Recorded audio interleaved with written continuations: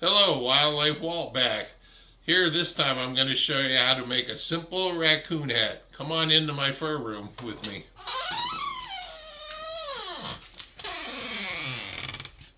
First of all, you're going to pick your coon out. One thing you want to do, I always do, is use a commercially tanned fur. We send all ours out to commercial tanneries. You get a good soft leather. There's no grease in it. The bugs aren't going to get in it. If you're going to make this hat, you better have a good coon to start with. I'm picking the coon out. I've got one chosen here. I'm going to teach you now how to cut it. What you want to do is get a coon that's probably at least from the tip of the nose to the lowest part back here, 27 inches or up. 27 will make you a medium hat. You might want to get to 30 inches, 32 inches for a little bigger hat. So don't be afraid to use your good coon. Practice on small ones, but make sure you have enough or have some pieces laying around. I use a knife just like this. All the coon I've been doing this for 12 years. That's all I use is one of these, or hundreds of them. You reach up in here, poke through, just pull the knife down through from the back side so you're cutting the leather and not the fur. Then I go back up here. Now you're going to want to cut the feet out so it lays flat. Now you're going to, if it's not real flat, stretch it a little. Just get it as flat as you can. Some people at this point will do blocking, which is what they do is dampen the fur, they tack it out and stretch it. I've made 6,000 hats. I've never ever blocked a hat in my life. Just a waste of time as far as I can see. I've never had a problem. I have 6,000 happy customers. Now we're going to be picking out our template. The template is sized to your head. You measure your head around the widest part up here. This is a medium plus we're going to be doing right now, so you want to add a half an inch, so the head would measure 22 and an eighth. So now you're going to cut 22 and 5/8 for seam allowance. Give yourself a half inch. What I do is take something to get the center marked between the eyes and between the tail. I just put little dots here just so I know where the center lies. I take my template up toward the eyes there, just back behind the ears a little bit. Center it up. I have marks on here so I know where the centers are. So when I go to sew, I know what I'm doing. And then you're going to do your sides. You can make a template like this. This one's 4 1/8 inches wide. You can make it a little narrower, a little wider. It's personal preference.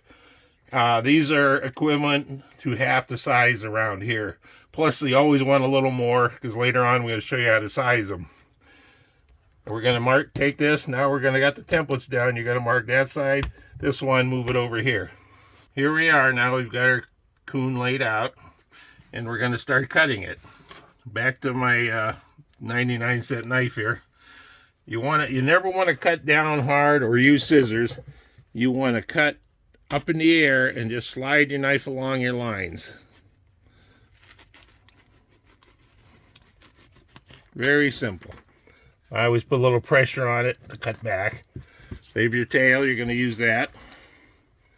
Now this is the way I make a coon hat. There's a lot of different ways. I find this is the most economical way to make the most out of my coon. The belly's no good anyways. We sell that for fur scraps on our website. We have a website on Etsy we sell our products at. Plus it shows Rustic Fur Products is our Etsy store.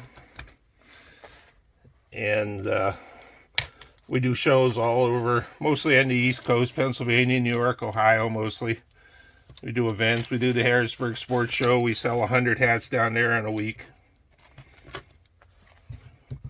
But just make sure you're not pushing down so you're not cutting the fur.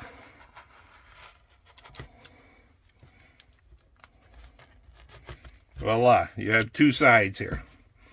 That's going to be your sides. You got your tail over there.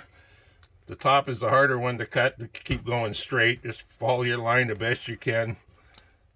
And we can trim it up later. Every once in a while you get a little hump there. You definitely want to take that off. But let's keep the knife going, steady motion. Yep, see, I went out my line there, but I can trim that off later.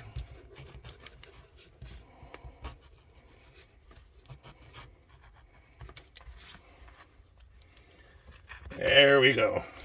If you're going to use the face, you're going to need to save that. There's two ways we're going to show you how to do it. One with the face, one without. I have different people want different ones.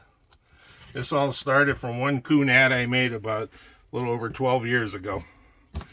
Okay, here we are. I went ahead and trimmed all the little corners, all the little discrepancies from cutting them. Just want to make sure they're as even as they can. It makes it easier for sewing. I trim my face up just to get the excess off of there, and the same with the tail here. Now, there's two ways I make a simple coon hat. One with a tail, or I'm sorry, a face. They all have tails. And without a face. You'll notice there's a grain to your fur. So this way and this way. When I'm doing one without a face, I put these together this way. So all the fur goes one way. And I will be showing you later, but I'm going to start sewing in the middle of this one. So the front doesn't have a seam. If you want to add the face on, you're going to want to start both like this, pushing out both ways. You're going to have a funny seam here, but it won't matter because later on you can add the face by tacking that on with some thread. I won't be showing you that. You'll have to figure that out on your own. But so today we're going to make one without a face. So I will be sewing them this way with the grain all running one way. You always want to have some excess because every tanning, I get stuff from 5 different tanneries, and every leather stretch is a little different. So the measurements we use at this point are close. We will show you how to get it more accurate toward the end. Okay, now that we made the decision that this hat is not going to have a face, we're going to put these together. You'll notice that I told you before I have the grain one way or the other, or all together. So one side's going to be long, one side's going to be short. You're going to do this with your hand sewing or using a machine. I'm using the machine just to get it sewed, and I'm also going to use black thread so you can see the thread going on. What we're going to use is an overcast stitch, also called a whip stitch. I think this is the same machine as in my other video, as a matter of fact. I love it. What it's doing is pulling the thread up and going through the loop and coming through, and it tightens itself. It's called an overcast because you're going over the edge. It would similar to what a serger would do if your mom or grandma had one of those. I'm going to get some power behind it here so you can see the thread. I usually would use a tan thread, but I want you to see this. So if you're doing this by hand, you're going to use the same stitch by hand, which we will show you that later because not everybody has a machine. We will show you how to stitch it by hand. But we just want to get a hat made right now. Always have my tools handy. Okay, you're going to pull on these, you're going to pull the loop through so it's locked. It's called the lock stitch at the end because if not, it'll just pull right out. And at the end, sometimes you have a little excess. You're going to want to just trim that off. What I do a lot of times is I just back stitch that a little bit to lock it in so it doesn't come out on me in case it does. I didn't get it locked good enough. Here we are. We got our sides sewed together. Now we're going to take our top. As you noticed, here's our center mark. I always put the size here so I know where my center is as I'm sewing. I got the back marked and the two sides. Now, if we were sewing with a face, like I showed you to put the two opposite grains together, you would start that seam right here and sew this way and this way. The reason for you want to sew two different ways because there's so much stretch to leather. If you go all the way around, it just gives you problems. Because we want the center here to be in the middle, we're going to start our seam on the side here. I always pick a nice looking, the best looking thing for the front. This side is going to be this side, so we're going to take this side seam move this around here, and we're going to start sewing right here. I did miss a little trim here, so I'm going to get that, because if not, I could break a needle on that. So your seam, your side line. And like I said, I used the middle. This is the belly. This is the middle. I want that on top. If not, you got it's just too thin on the front here. So you always want to use the center belly part on the front top. Hope you can understand all this. I've been doing it so long. I can actually sew one of these hats from cut to finish in 15 minutes.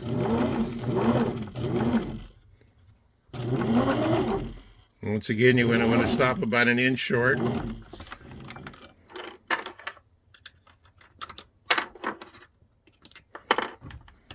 Lock my stitch.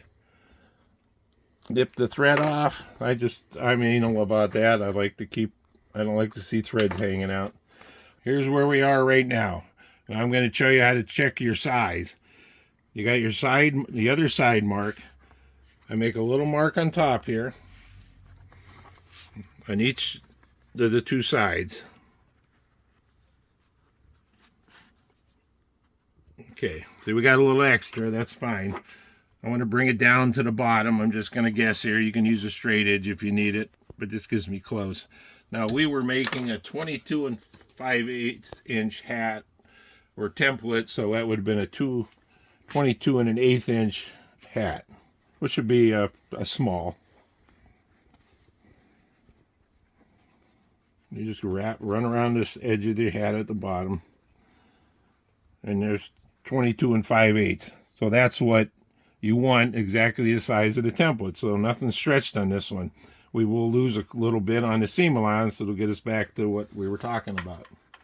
So now we want to cut these, and if you were a little bit off, you can move this bottom line, add a little or subtract a little. It ain't going to matter much, as long as it's not over a 1/2 inch, 1/4 inch on each side. Another cat toy, another $1.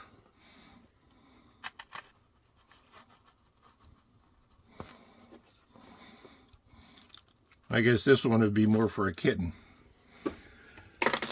Okay, now we got to sew these two sides together. It helps to have a gut like me. I got somewhere to work. You skinny guys will have a problem. Just want to get them in there as close as you can, whether hand sewing or machine sewing.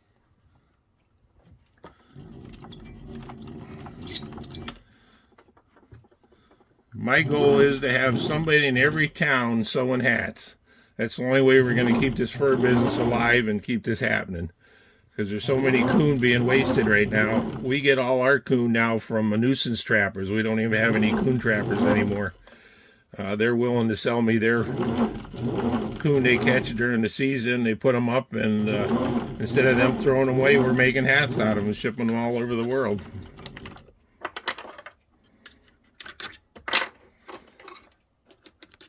And here's some of that stretch we were talking about. Those were exactly the same size, but see how it's stretched?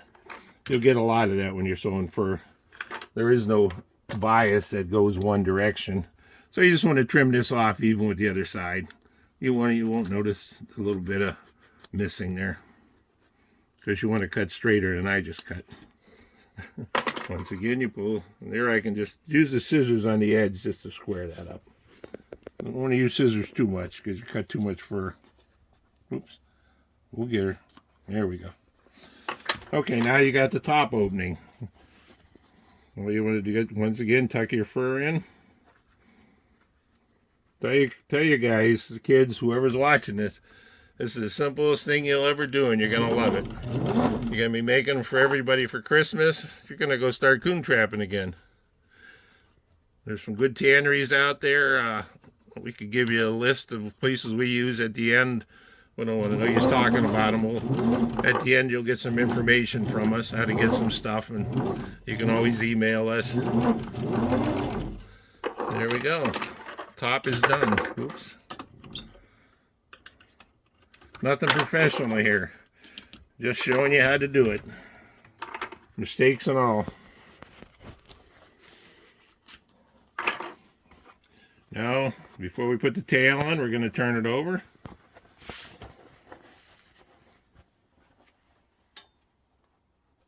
Get some dead fur out of there. Hardly, you can't see the seam. It all blends together. Fur is the greatest thing to sew with. Okay, now we're going to find the center on the back. If it was, well, either way, you're going to want to do this. You want to get your tail centered on the back, so there's your front mark. That's your front. Just bring that down to the bottom. Here's what I do. I just put my finger right on that center mark, stretch it, and then the center of my finger and back will be my center back. Because you can't always rely on the mark in the back because it could have stretched one way or the other. So there we are. Pulled there, right in the center. And on this one, it could be off a little bit. It won't matter. I got my tail all trimmed up. I need to mark my center of my tail so I have an idea. Line that up. Here's what I do.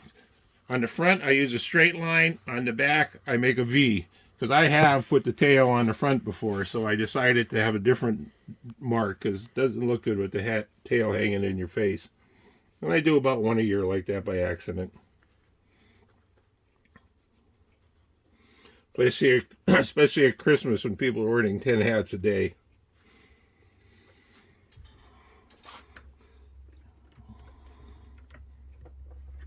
No, you get that in there just like the side. Just get up there.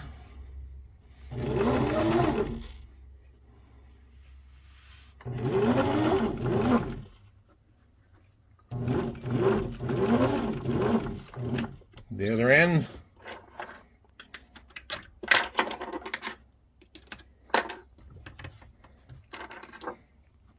Just like Davy Crockett did it.